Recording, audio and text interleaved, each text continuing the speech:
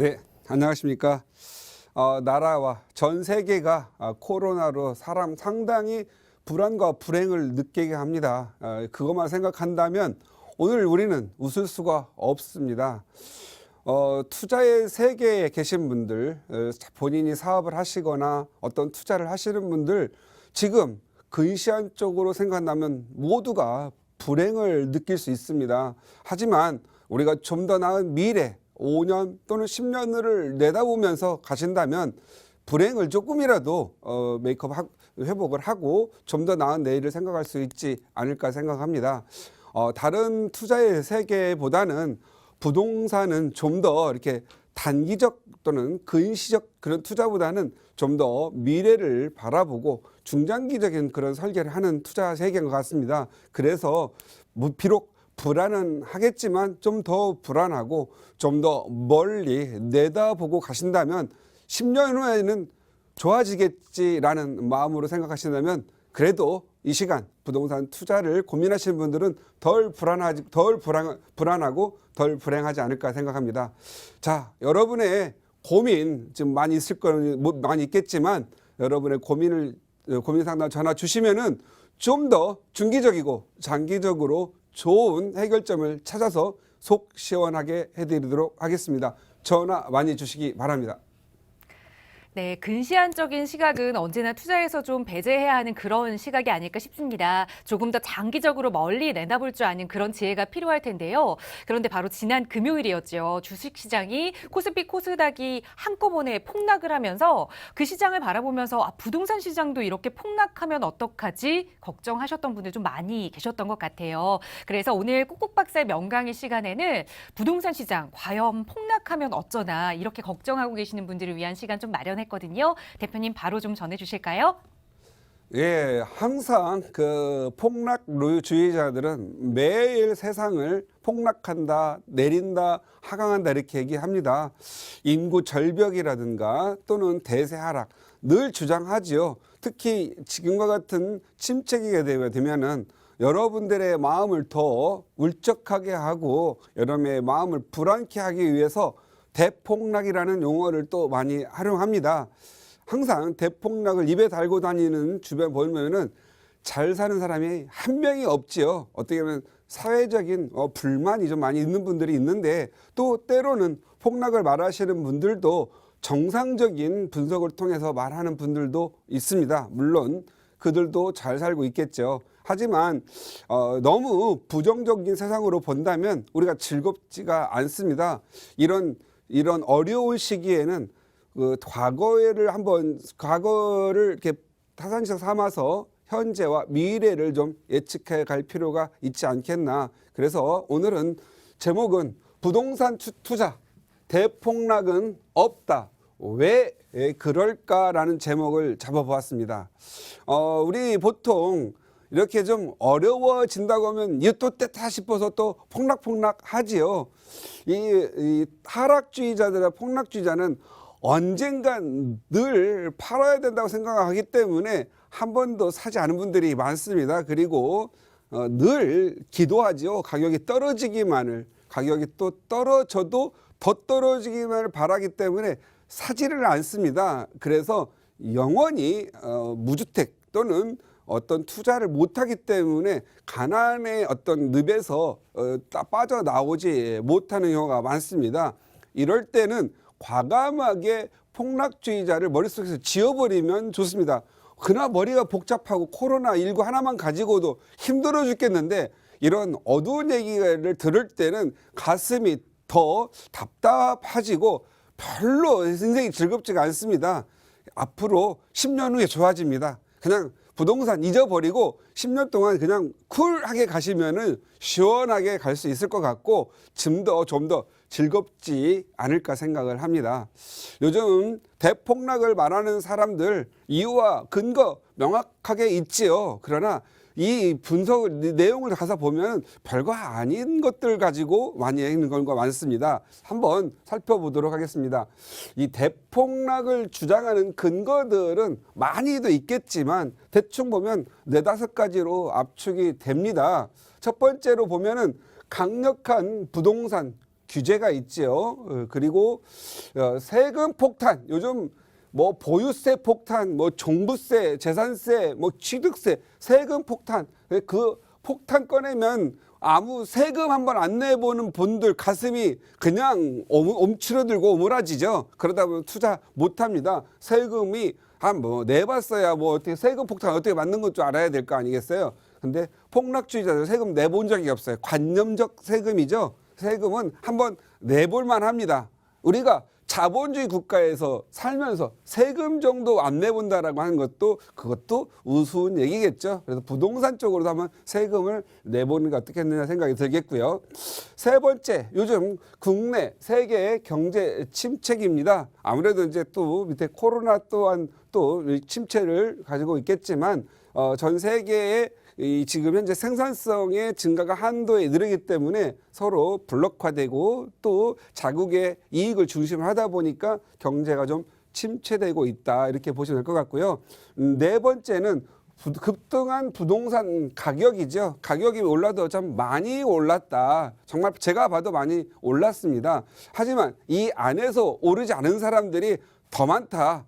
서울이라고 하는 거 또는 대도시라는 몇 개 특정 지역을 보면 급등한 것도 있겠지만 오히려 급등한 시기에 내린 데도 있겠다. 그래서 이 부분도 또한 가격이 많이 오른 지역은 내릴 수 있는 부분도 해당되지 않겠나 싶습니다. 다섯 번째, 코로나가 지금 현재 우리나라에 이제 70일 정도 됐나요? 코로나19에 대한 폭격을 맞아가지고 지금 온 나라가 어렵고 또 그게 들불처럼 번져서 전 세계가 지금 팬데믹을 선언할 정도로 거대한 전염병으로 가고 있습니다. 역시 부동산 거래에는 악영향을 미치고 있기 때문에 거래 하락으로 폭락한다 이렇게 말하는 분들이 있습니다. 이거 하나하나 좀 짚어볼 필요가 있겠죠. 왜냐하면 문제들을 많이 나열하려고 하고 나면 하나하나 문제가 제거가 되고 나면 부정적인 부분들이 하나의 또 긍정으로 바뀌는 부분이 있습니다. 그래서 한번 마음을 달래보는 측면에서 한번 보도록 하겠습니다. 자, 부동산 강력한 규제가 있죠. 이 규제는 왜 있을까요? 가격이 폭등을 하고 그리고 수요가 넘치기 때문에 그렇습니다. 수요가 넘치니 요 규제를 통해서 안정화를 시키려고 하는 거겠지요. 어떠한 정부에서 부동산 사람들이 열심히 노력한 것을 폭락을 시키고 경제를 마비시키겠습니까? 다만 경제가 전체적으로 잘 돌아가기 위해서 안정화를 시키고자 안정화를 도모하는 과정에서 규제가 나온 거지요. 그런데 이 규제가 과거에 써먹는 방식으로 써먹다 보니 규제가 오히려 가격을 기하게 올리는 그러한 특성을 좀 보여왔죠.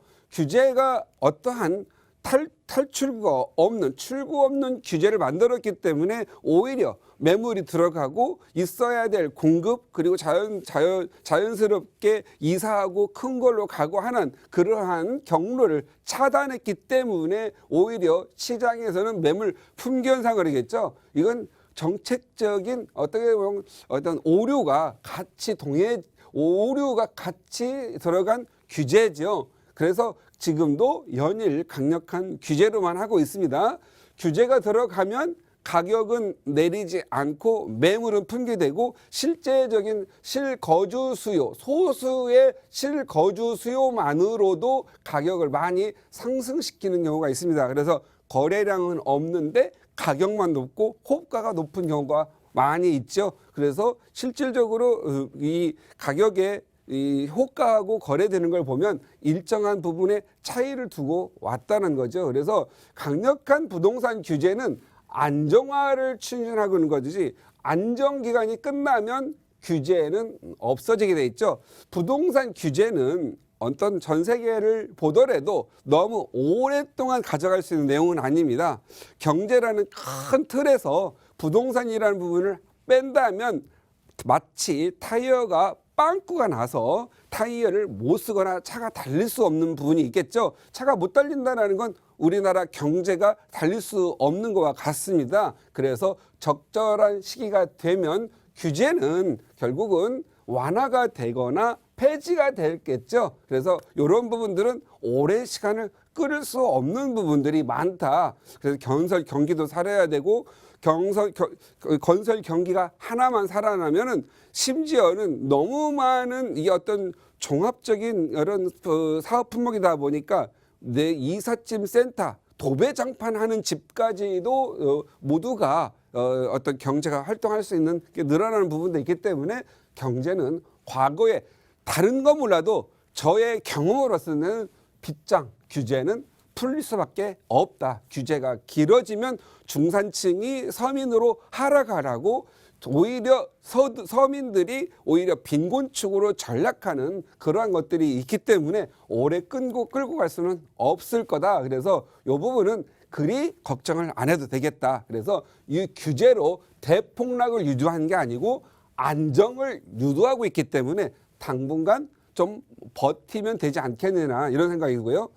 세금 폭탄 부분이죠. 지금 현재 보유세, 특히 재산세 중에 재산세와 종부세 부분이 있는데 종부세, 종합보유세를 지금 현재 굉장히 높이려고 하지요. 그래서 다주택자의 경우에는 올해도 높인다고 합니다.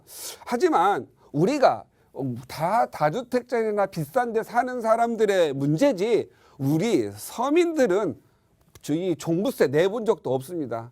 종부세를 내려면 내 주택 아파트 가격이 한 15억 전은 돼야 되고 1주택자의 경우 공시 가격 기준으로 9억이 넘어야 되는 부분인데 이것도 안 내보고 미리 겁내는 분들 요건 좀 답답함이 있다 이 말씀을 드리고 싶고요. 취득세 또한 폭탄이라고 하는데 3주택을 가신 분이 한 주택을 더 할 때 4.6%, 4.4%의 세금이 나가는 부분이 있었는데 그 부분을 과거에 한 1주택자는 6억 이하는 1.1%로 좀 취득세를 경감을 해줬죠. 그리고 또 다주택자 경우에는 3.3%로 약 1.1% 정도 경감을 해주었습니다. 그런데 주택 안정화를 하기 위해서 취득세 부분도 지금 현재 제어한 용도로 안 해주겠다. 그래서 원래 4.6%로 받는다. 근데 이 4.6% 어차피 취득세를 4주택자, 3주택자를 넘는 분들은 취득세를 각오하고 하겠죠. 이 취득세라고 하는 부분 또는 공인중개사 수수료 이런 분들은 매각할 때 양도 차익에서 공제를 해주기 때문에 물론 많이는 아니더라도 세금을 줄이는 효과 부분이 있다. 그래서 저 같은 경우에는 취득세는 순수한 투자라면 어느 정도 고려를 하겠지만 그렇게 고민하지 않는다. 이렇게 보시면 될 것 같고 양도세 부분 요거 문제죠. 지금 양도세 지금 현재 규제에 따라서 지금 현재 조정지역이냐 비조정에 따라서 양도세가 1주택자의 경우에는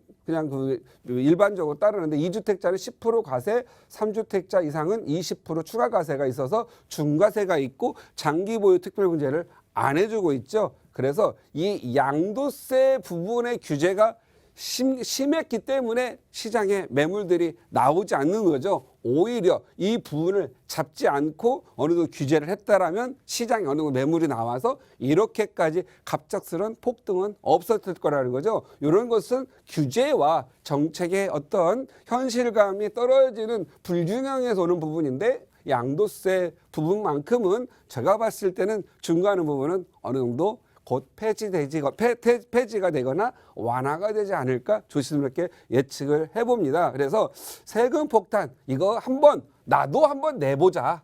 그래서 세금 폭탄이 어떤지를 좀 느껴봤으면 좋겠고요. 결국 내가 갖고 있는 자산의 증가 대비 세금은 그다지 크지 않다라는 부분들을 좀 알았으면 좋겠고 지나치게 주눅 들어가지고 투자의 세계를 너무 멀리 가다 보면 무관심하게 됩니다. 인생에 있어서 실패하는 사람들의 대부분 가장 많이 후회하는 사람들은 무관심입니다. 세상에서 가장 무서운 거 무관심이죠. 가족 간의 화목도 무관심해서 애정과 질투 뭐 이런 것들은 그래도 관심이고 사랑인데 무관심이 그것마저 없는 거죠. 부동산 투자의 세계도 마찬가지죠. 주식도 그렇고 사업도 그렇고 무관심하면 모든 게 무섭고 내가 담벼락을 칠 때 아무것도 모르는 세상입니다. 하지만 어느 정도 관심을 갖고 간다면 무관심에서 관심 갖고 간다면 또 다른 기회가 올 거다. 세금 무서워하지 말고 관심을 가졌으면 좋겠다라는 부분이고요. 국내와 세계의 경제 침체 부분, 이 부분은 좀 중대한 부분이기는 합니다. 그러나 대한민국의 이 국내 경제 침체가 부동산에 미치는 영향은 어느 정도 있다고 보지만 크지는 않을 거다라는 부분이 있습니다. 그래서 부부 지역을 잘 선택을 하면 크게 가격이 떨어질 지역이 있다라면 오히려 상승하는 지역도 있을 거다. 그래서 지역이 이 경제로 인한 발생 부분은 국부적으로 상승과 하락이 나누어져서 약간 양극화가 일어나는 부분, 양극화가 일어나는 걸로 예상이 됩니다. 그래서 투자를 하실 분들은 국내와 세계 경제 침체로 인해서 발생되는 부분들은 좀 더 공부를 해야 되거나 부족하다면 전문가와 좀 상의를 하셔가지고 양극화가 되지 않는, 그래서 양극화가 되더라도 어느 정도 자기 자산을 좀 더 불릴 수 있는 그런 쪽으로 공부를 하는 게 좋을 것 같습니다. 네 번째는 급등한 이 부동산 가격 부분, 이 부분인데요. 이 부분은 우리가 좀 이해를 좀 해야 됩니다. 우리가 부동산 가격이라고 하는 부분은 이렇게 이 가격이 한 개의 가격의 그래프로 이렇게 이루어지는 것이 아니고 어느 정도 거래가 많이 발생된 거래량에 의해서 시세가 형성이 됩니다. 그런데 어떤 지역은 시세는 예를 들어서 10억인데 어떤 한두 개의 거래가 12, 13억, 소위 멋모르고 투자한 사람들이 있어요. 그런데 이 한두 건의 거래를 가지고 시세로 착각을 하거나 거래 시세는 10억으로 형성돼 있는데 호가가 뭐 12억, 13억, 뚱딴지 같은 가격으로 나와 있는 거 있죠. 그리고 이걸 가지고 가격이 얼마가 떨어졌다라고 하는 거. 이것은 대폭락도 폭락도 아니고 시장을 잘못 오인하고 만들어진 가격을 가지고 현재 시세조차도 파악하지 못하고 산 사람들이 산 경우죠. 이런 경우는 우리가 쉽게 말해서 멋모르고 한 방 먹었다 이렇게 표현합니다. 뭐 이게 방송 용어인지 모르겠지만 얼떨결에 사는 분들 그냥 갑자기 그냥 불나방처럼 달라들어 가지고 그냥 묻지마 투자하시는 분들이 이런 현상을 보이고 있는데, 세상은 이런 분들에게는 급락도 있고 대폭락도 있을 수 있겠지만 실질적으로 거래할 때 시세의 형성을 파악하고 나면 급등한 부동산 가격보다는 현실적인 시세를 이해를 하신다면 가격이 대폭락은 없을 걸로 보여집니다. 그래서 이렇게 충분히 거래가 탄탄하게 일어난 그러한 지역의 시세는 하루아침에 잘 무너지지 않는다. 왜냐하면 그 안에는 가격이 상승되고 올라간 이유가 반드시 있습니다. 뭐 교통이 좋거나 상업적인 또는 업무적인 아니면 학군 아니면 뭐 지역적인 어떤 삶의 쾌적한 주거 이런 부분들이 충분히 형성되고 있기 때문에 쉽게 가격이 많이 떨어지더라도 쉽게 매매로 내놓지 않기 때문에 가격을 탄탄히 지탱한다. 그래서 우리 시청자님들은 이러한 부분들을 찾아서 내 집 마련을 하고 투자를 하는 것도 좋을 것 같다. 다섯 번째, 코로나로 인한 거래 하락 부분인데요.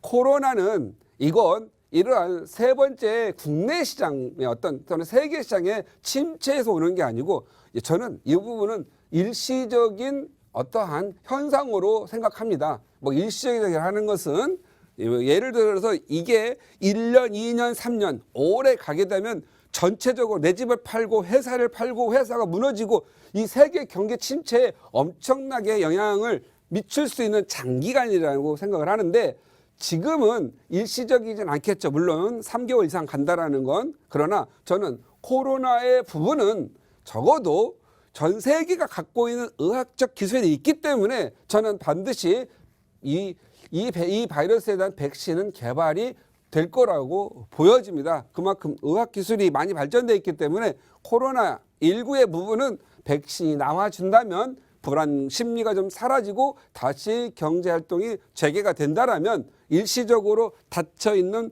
부동산 거래 시장 그리고 뭐 일반적인 자영업 다 마찬가지죠. 이 부분들은 어느 정도 해소되지 않을까. 다만 지금 막 시작한 자영업, 지금 막 시작한 기업들 이런 부분들은 상당히 좀 많이 힘들 걸로 보여집니다. 그래서 저는 이 코로나 문제는 우리나라의 높은 인건비보다는 덜 영향을 미치지 않을까. 그래서 일시적인 어떤 이 발생된 것들이 시장에 미치는 영향은 있지만 일정한 부분이 해소가 된다면 원인이 사라진다면 이로 인한 부분은 다시 또 회복할 거로 보여집니다.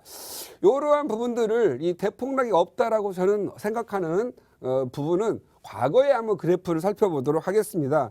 우리가 경험치가 없을 때는 과거의 경험을 봐야 될 필요가 있는데 일단 우리나라가 이 85년 그냥 계속 가격이 오르내리고 하다가 97년에 IMF를 만나면서 수직 하락을 했죠. 대폭락 시대가 있었습니다. 그리고 이때는 전 국민 100%가 매각하려고 했었어요. 이건 우리 전 국민이 처음에 보지도 못한 이런 코로나보다 더 센 그러한 굉장한 부정적인 그러한 시각이었죠. 그래서 많은 분들이 팔았고 이때 매각을 하시고 못 모르고 그 줍줍이처럼 쓸어 담으신 분들만 지금 현재 정말 잘 살고 있죠. 그러다가 다시 또 2007년 지나면서 폭등을 하면서 다시 폭락이 이어집니다. 이때는 투자들 2008년 리먼 사태 이후에서 2012년까지 폭락이 이루어졌죠. 이때는 전 국민이 매각하진 않았어요. 투자의 초보라든가 투자의 경험이 없는 미숙한 분들이나 이런 분들이 매각을 많이 했습니다. 오히려 이때 또 다시 사신 분들은 지금 저희들이 생각할 수 없을 정도로 많이 지금 현재 자산이 많이 불러났고 부자가 됐죠. 두 번 1차 폭락과 2차 폭락을 떼서 얻은 교훈은 폭락할 때 무조건 매각하면 안 된다. 좋은 자리, 똘똘한 자리, 그리고 내가 그냥 살고 싶은 자리는 선호도가 높은 자리는 가지고 가야만 하는구나라는 걸 한 번과 두 번의 학습으로 배웠습니다. 그래서 이번에 하락한다고 해서 많은 분들이 시장에다가 막 내놓아서 대폭락을 가져올 거냐? 저는 그렇게 생각하지 않다라는 거죠. 오히려 인구가 줄어들거나 집이 공실이 될 지역적으로 인구가 극히 하락하는 지역들은 이거와 관계없이 하락이 되겠지만 인구가 많이 밀집하고 산업 기반이 있고 상업적 업무적 기반 시설이 있고 교통이 좋고 학군이 좋은 지역들은 오히려 계속 버틸 걸로 보여집니다. 왜? 이 1차, 2차에 하락할 때 매각한 사람만 슬프고 매각한 사람만 지금 현재 너무 어려운 시기를 갖고 있기 때문에 그렇습니다. 그래서 이제는 하락하지 않고 다만 자금이 부족한 부분들 그리고 올 6월까지 한시적으로 지금 현재 올 6월까지 다주택자분들 10년 이상 보유하신 분들 30% 장기 보유 특별공제 주고 팔 수 있는 기간을 주었는데 문제는 이 코로나가 이 기간 6개월 기간 동안 팔아야 되는데 코로나가 들어와서 거래 자체를 아예 없애버렸어요. 거의 급락을 시켰어요. 그러다 보니까 지금 6월 이전에 팔려고 하시는 분들이 지금 급매로 내놓고 있지만 지금 현재 대면하기 싫은 이런 상황에서는 매매가 되진 않습니다. 만약에 이 코로나 기간을 고려해서 6월까지 파는 부분을 한 3, 4개월 늘려진다면 어느 정도 물량이 해소가 되지 않을까 싶습니다. 반대로 6월에 문을 연장해주지 않고 그냥 닫아버렸다. 그래가지고 다주택자의 중과세를 그대로 간다라면 다시 시장에선 매물이 잠기기 때문에 기왕 못 판 거 안 팔고 간다면 시장에서 매물이 많이 사라질 거고 결국 기업하시는 분들, 사업하시는 분들, 자영업하시는 분들 이런 분들 돈 필요한 분들이 일부 급매로 내어놓지 않을까 싶습니다. 그래서 저 같은 경우는 부분적으로 가격이 하락이 일어나긴 하나 전체적으로 대폭락은 없고 오히려 조정시장 그리고 저 규제들과 이런 걸로 통해서 부동시장이 안정시장으로 갈 것으로 보인다. 그래서 우리 시청자님들 내가 갖고 있는 부동산 대폭락하면 어떡할까 많이 고민 많이 하실 텐데요. 그냥 조금 조정 시간으로 보고 2, 3년만 지켜보면 다시 마음이 좀 개운해질 거다 이렇게 생각을 하시기 바랍니다. 지금 2007년도에 많이 올랐던 분들, 많이 내렸다가 지금 올리신 분들 과거 계산하면 많이 올랐다고 느끼지 않는 분들이 있는 반면에 이때 2013년, 14년, 15년부터 보신 분들은 가격이 많이 폭등하고 있다라고 보는, 시장에 보는 눈이 서로 다른 분이 많이 있다 이렇게 생각을 하시고 좀 더 안정적인 마음으로 여러분의 마음을 이렇게 담담하게 끌고 가시기 바랍니다.